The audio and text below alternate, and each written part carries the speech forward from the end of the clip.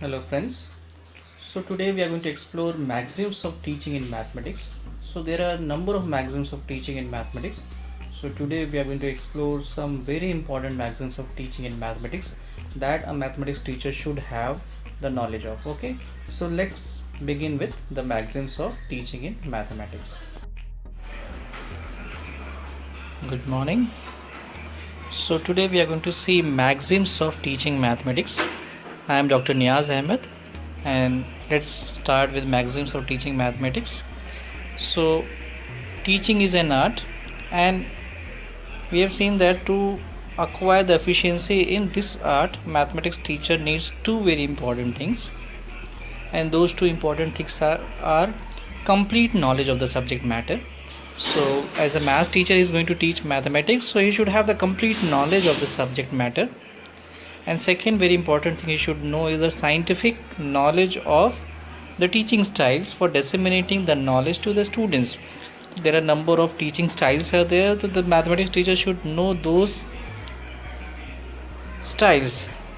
Okay, so those styles he should have the knowledge so that he can disseminate the mathematical knowledge to the students. And we know that there are different laws and principles of learning are derived from different experiments in education and psychology, and the educationists who are there in mathematics, they are using these experiences to take decisions on the basis of these experiments from which they have derived the laws and principles to make these maxims of teaching. So you can say that maxims or teachings are not laws or principles, but they are based on laws and principles. Okay, so they are not directly the laws and principles, but this is the accumulation of the experience of the educationist. But these experiences, these decisions are based on laws and principles of learning. Okay, now these maxims are true facts found out by the teachers on the basis of experience. So just now we have discussed that these maxims are true facts. These are the experiences experienced by the experienced teachers in the area, and those experiences they have accumulated in the form of maxims. Okay, so there are educational significance, and we can trust on these maxims because these are the true facts and these are the experience of teachers. So the knowledge of different maxims will certainly going to help the mathematics teacher to proceed systematically. Okay, so if we are as a math teacher we are using these maxims, then we can proceed systematically because we are taking care of the knowledge of the students, the maturity of the students, the interest of the students, so we can proceed systematically. And it also smoothen the way of teaching of the mathematics teacher. Okay, now maxims of teaching here. So there are different maxims of teaching, but here we have to dealing with only 5 maxims of teaching, from known to unknown, from simple to complex, from particular to general, from concrete to abstract, and from whole to part. So these 5 maxims we are going to deal here because these maxims are considered to be very important in teaching of mathematics, and a mathematics teacher should have the knowledge of these 5 maxims at least for teaching mathematics efficiently. Okay, now we are going to discuss one by one, but before starting the maxims, what is the maxim about, we are going to see the examples here.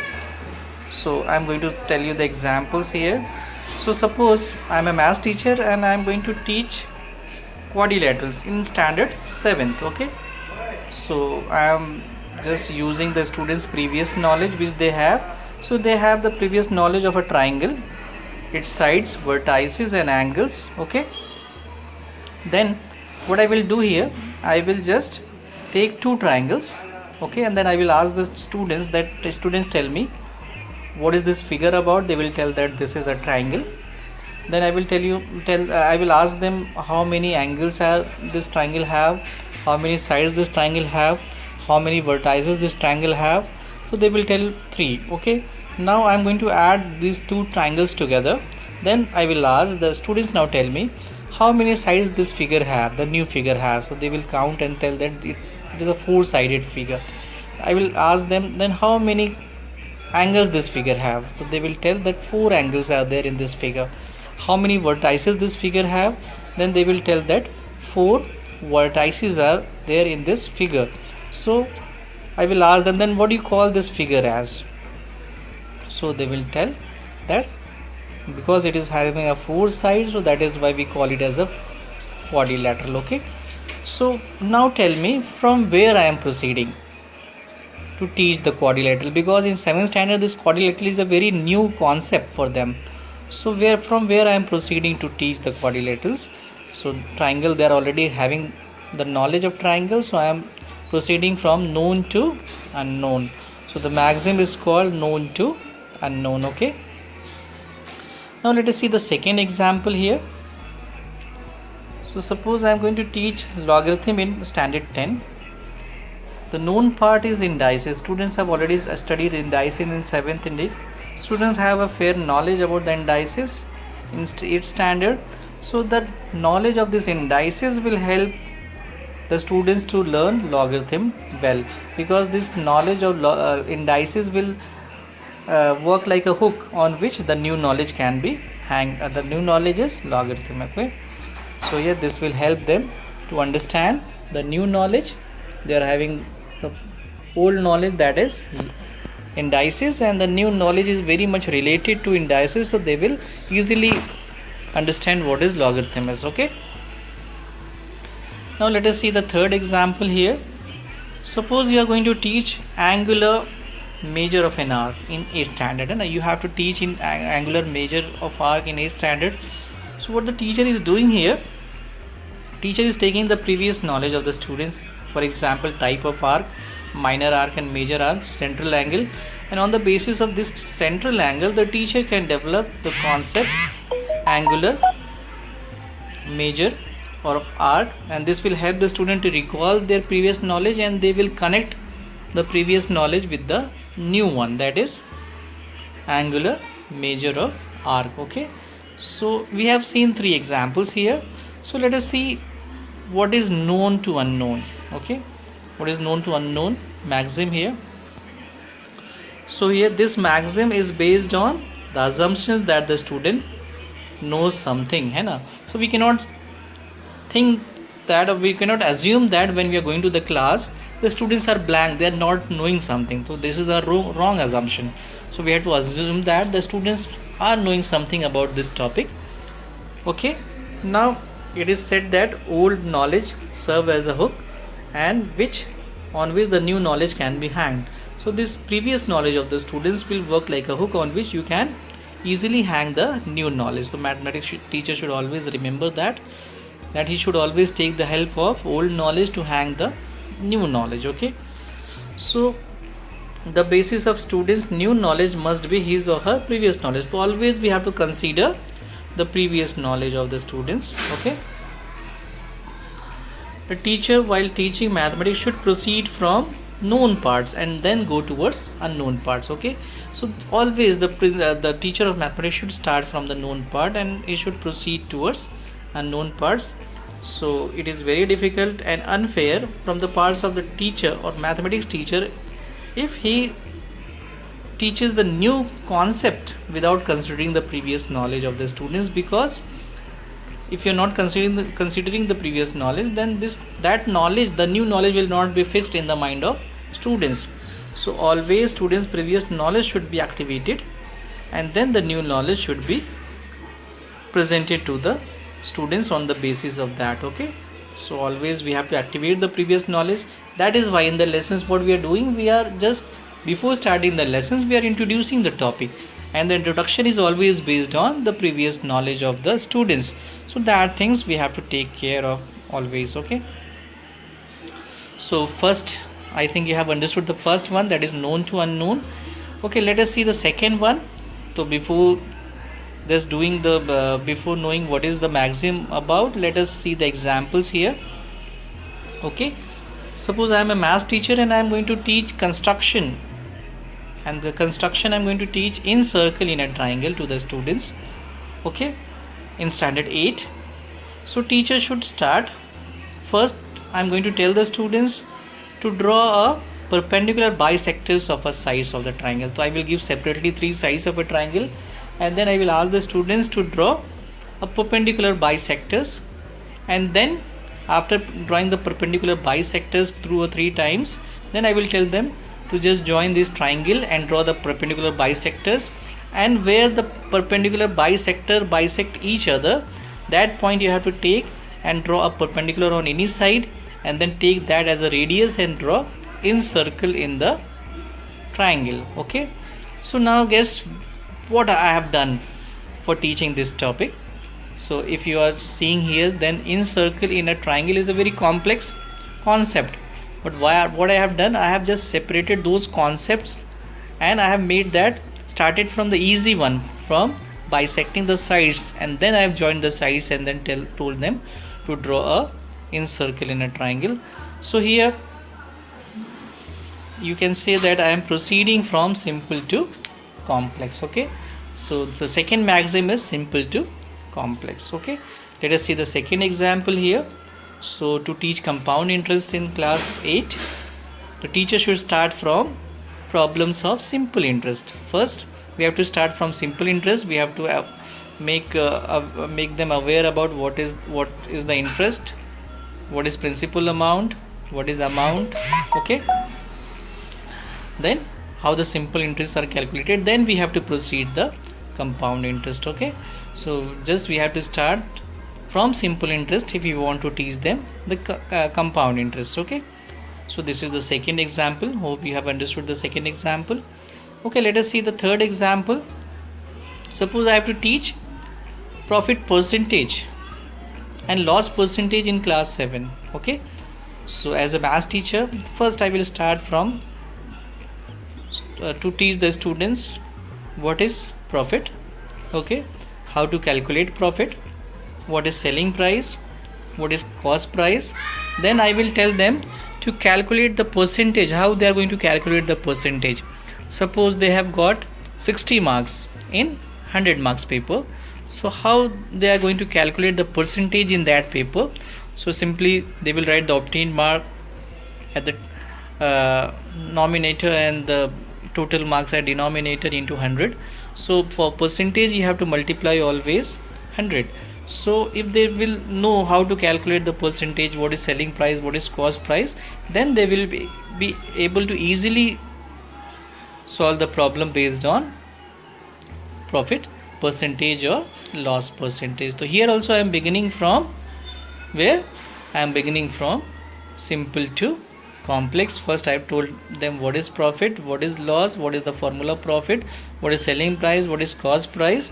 So here also in profit percentage I have done the profit at the top and what is the total cost price at the bottom, and for multiplication for percentage I have multiplied here by 100. So they will easily understand how this formula came and how to solve the profit percentage. Okay, let us see the third example here.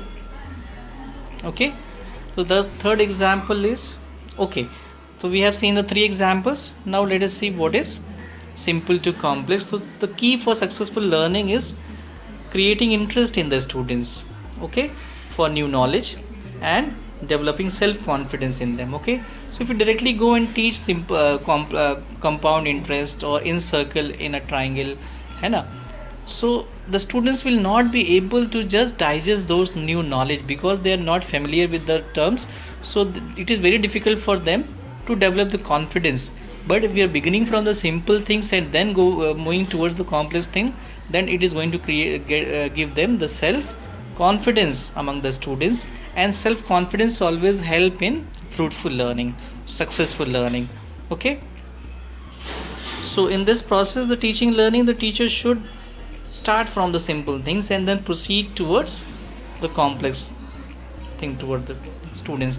So if the students are well versed with the new thing, with the basic things, with the simple things, then they will develop the confidence, they will develop the interest, and then they will try the new things. Okay, and if they are not comfortable with the easy things, simple things, then they will lose the confidence, and then they will not going to just attempt those difficult part of the content. Okay, so by learning simple things, they will feel encouraged and they will also gain confidence. Okay, so by getting the success in the simple thing, they will gain confidence and then they will try the new things. Okay, so on the basis, they became further receptive towards the complex matter. So by gaining the confidence, they will be more receptive towards the new knowledge. Okay,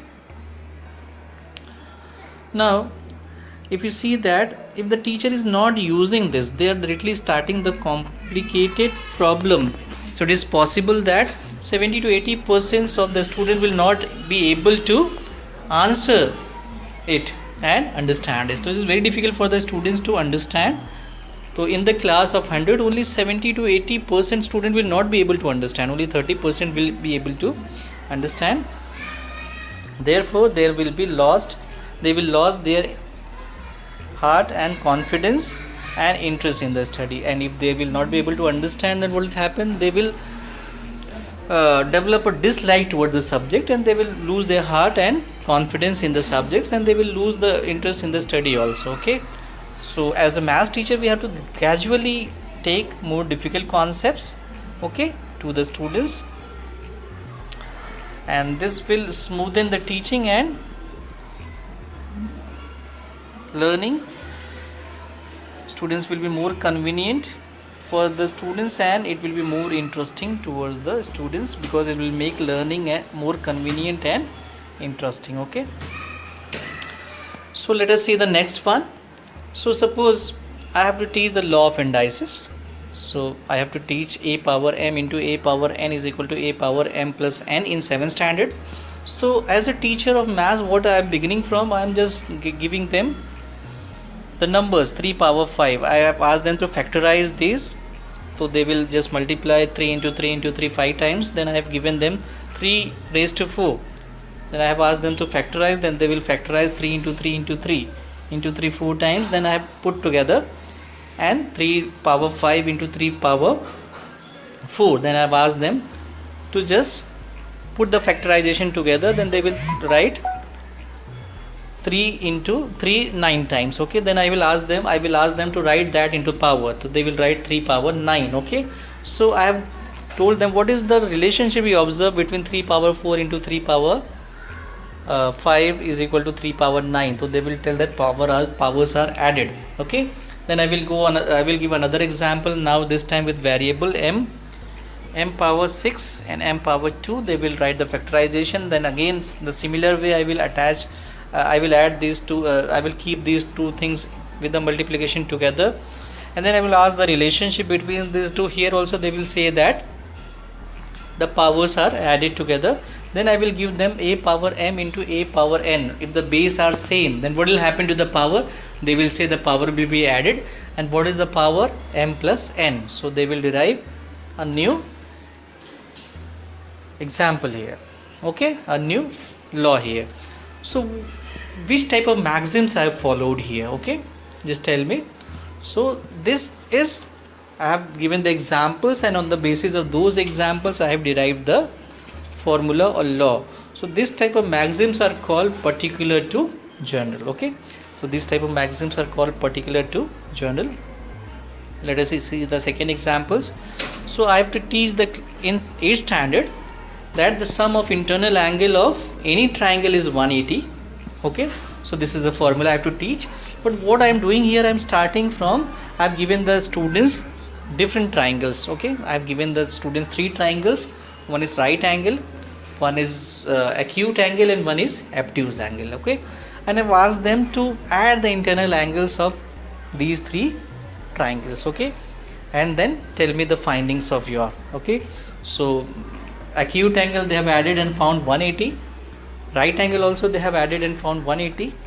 Then obtuse angle also they have added and found 180. Then I have asked them that what is your inference about these examples. So they will say that in any triangle, if you add the internal angles, then the total value is 180. So on the basis of this we can derive that angle A plus angle B plus angle C is 180. Here also I have just proceed from particular examples to general formula. Okay, so let us see the third example here.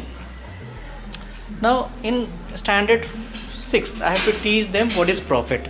Okay, so I know I can directly go and just write down the formula that profit is equal to selling price minus cost price, but I'm not doing that.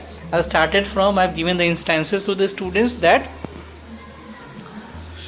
suppose Ram has purchased a bicycle for rupees 1500 and he has sold his bicycle for rupees how much? 1800. So I will ask them what happens to the Ram in this transaction. So they will say that Ram gained 300 rupees from this transaction. Then I will ask that how you come to know that Ram has gained 300 rupees from this transaction. Then they will say that they have subtracted 1500 from 1800. Then I will ask them what is 1800 here. That they will say that it is selling price. Then I will ask them what is 1500 here, so they will say that it is a cost price. Then I will ask them, then tell me what is gain here. This is a profit. Now student, tell me what is the formula of profit. So they will say that profit is equal to selling price minus cost price. So here also I have proceeds from examples to rule. Okay, then you can give other examples also. On the basis of that they are going to derive the formula. So here also the generalization is based on particular example. So this is also we are following here the maxim particular to general. Okay, now let us see what is particular to general. So here the teaching of mathematics, here the teacher should first present the particular facts and specific examples to the students before giving them the general rules and principles. So it is ideal that we should give the particular examples or particular facts to the student, then we give the rules to the students. Okay, now on the basis of the particular examples or cases, generalization should be made. Okay, so the process of induction is easier to comprehend, okay, than so called deductive method. Okay, so this particular to general process is called induction, where the students are doing the induction. So from example to rule, so this much process is called induction. Okay, so according to this maxim, the teacher should present some specific examples before the students, and these examples should be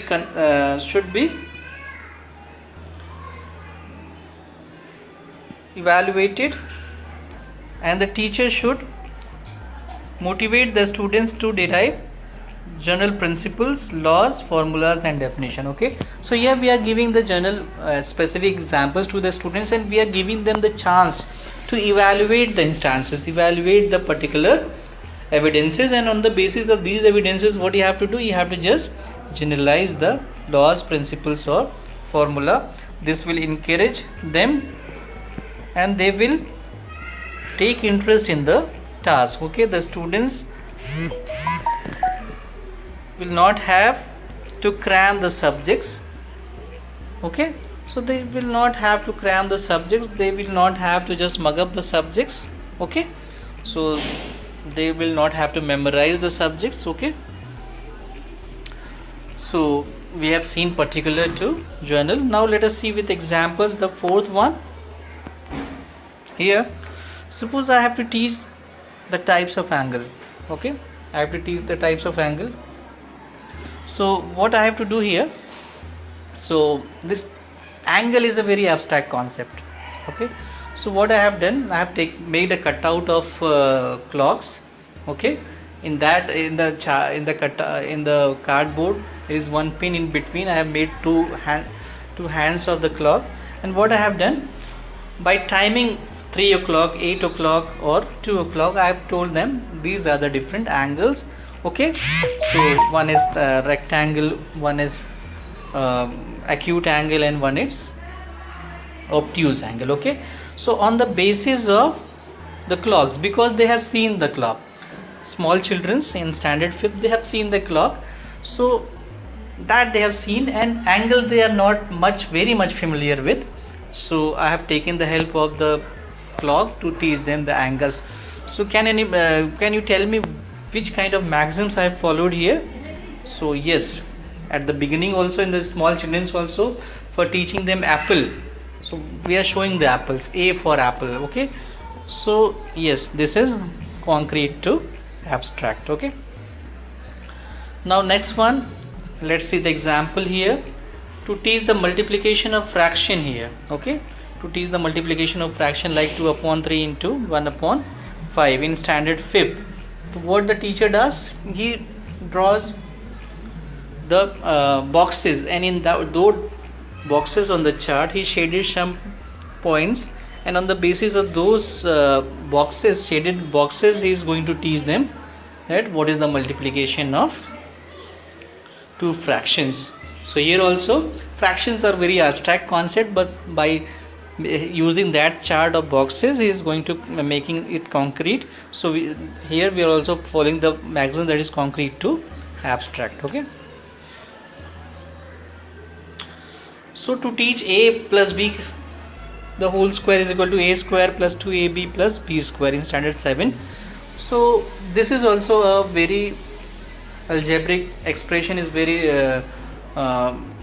abstract concepts. So here the teacher can take the help of geometrical figure, okay, where he can just divide those into 4 parts, and on the basis of the area of those parts, he is going to derive what is the how the formula derived a plus b ka whole square. Okay, so here also we are taking the example of concrete objects to teach the abstract things. Okay, so now let us see what is concrete to abstract maxim here.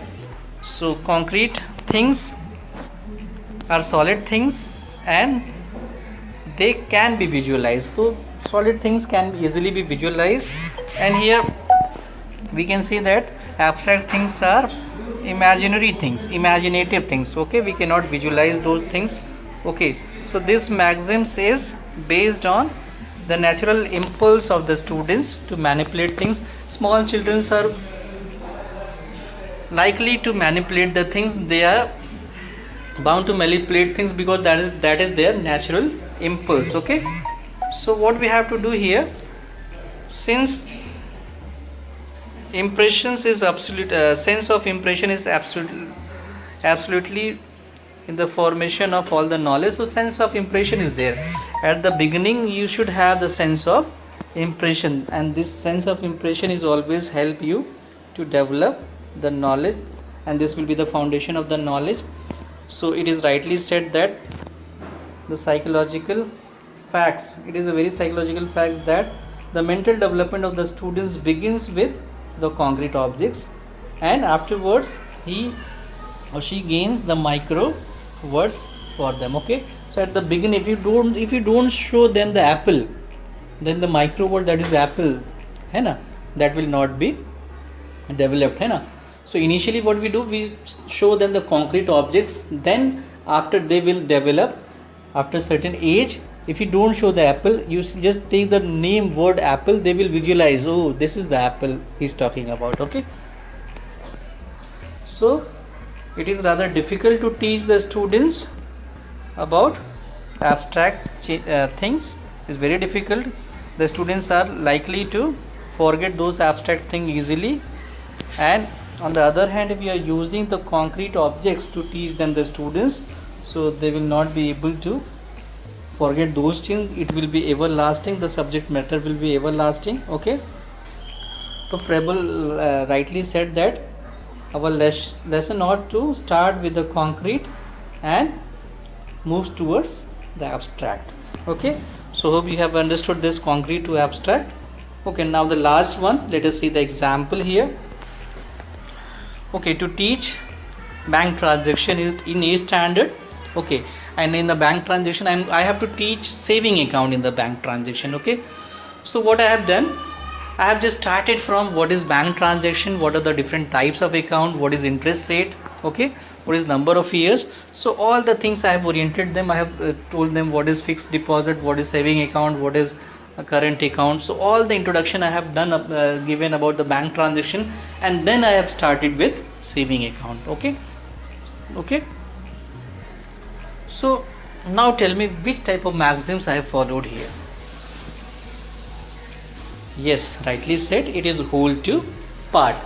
So I have to teach them the parts, but if you are not understanding the whole, then they will not be able to understand the part also.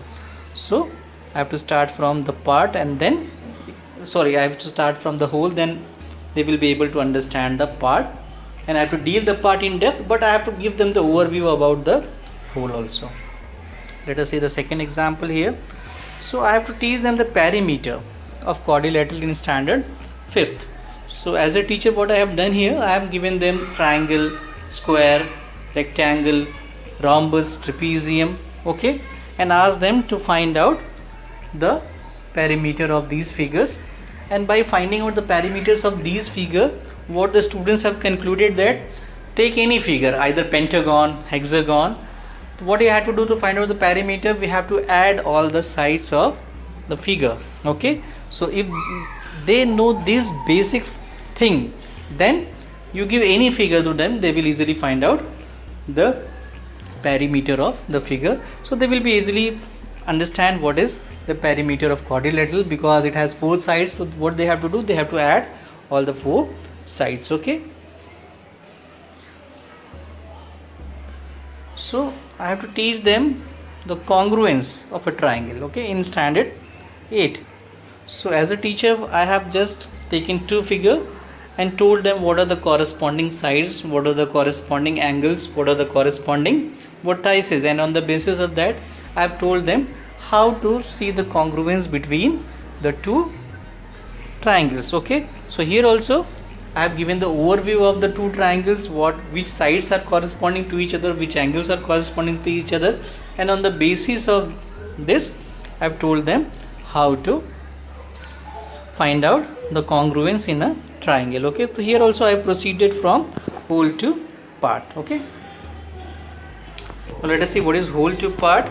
So according to Gestalt, okay, first what we have to do, we have to just perceive the object as a whole, and then we can assume the parts of it. Okay, we cannot see the part only.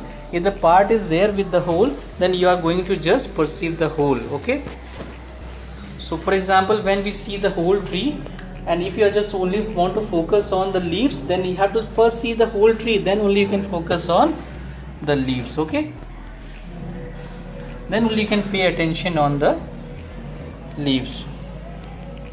So the whole is more understandable, interesting and effective than its part. If you are not been able to understand the whole, then the part you are not going to understand. So in teaching of mathematics, the teacher should first give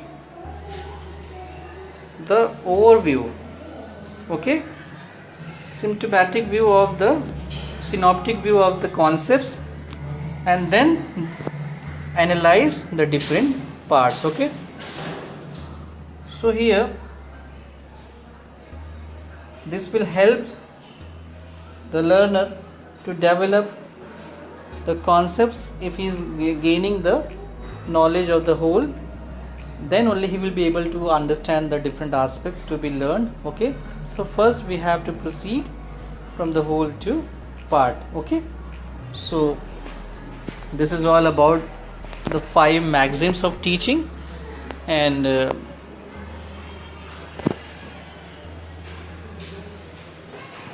in a nutshell we can conclude that the above maxims, the knowledge of maxims of teaching will help the mathematics teacher to plan his or her letter better.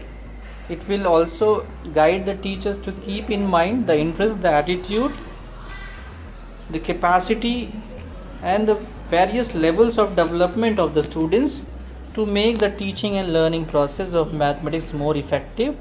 The teacher must have complete knowledge of all of them.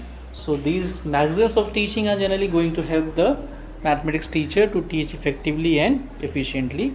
So hope you have understood this topic, maxims of teaching of mathematics, and if you like the video, then please don't forget to press the like button and subscribe the channel. Thank you.